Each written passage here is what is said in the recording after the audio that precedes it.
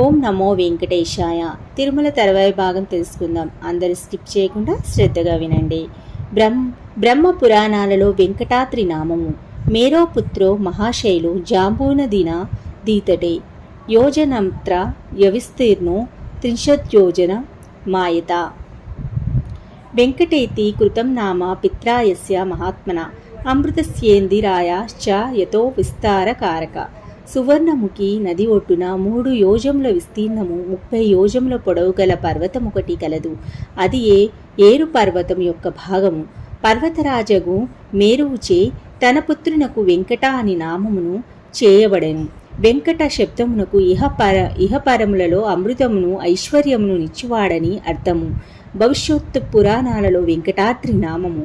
ఈ పర్వతమునకు వెంకటాచలమని నామము. వేమనగా పాపములు, కట అనగా దహింపచేయు అని అర్థము.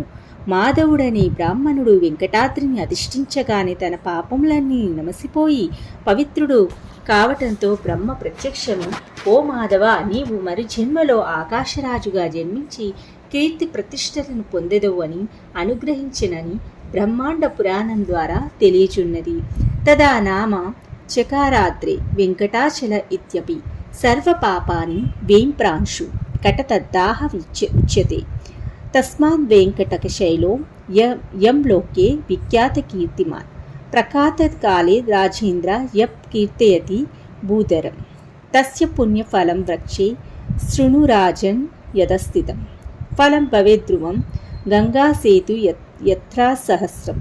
ప్రాతకాలమున మేల్కొనిన వెంటనే ఈ పర్వతనామము స్మరించువానికి గంగాది సేతు స్నానములు 1000 కొలది సార్లు ఆచరించిన కలుగు ఫలితములను పొందదరని తెలిపెను.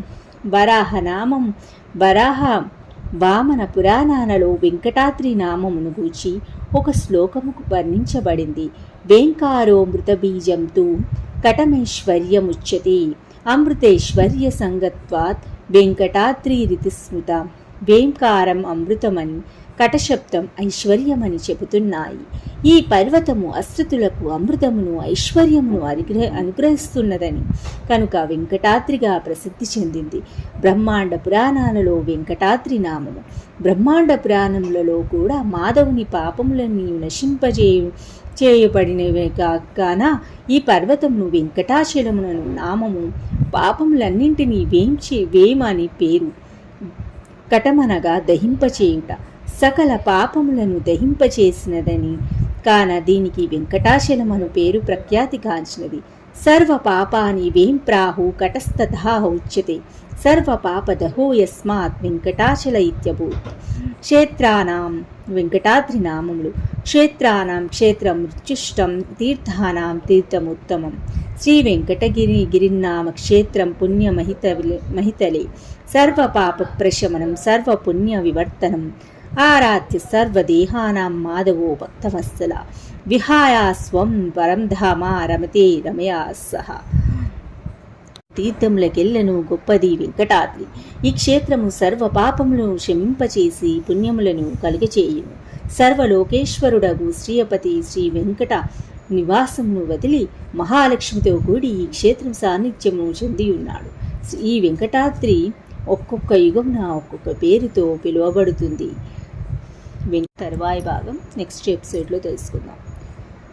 నమో నారాయణాయ.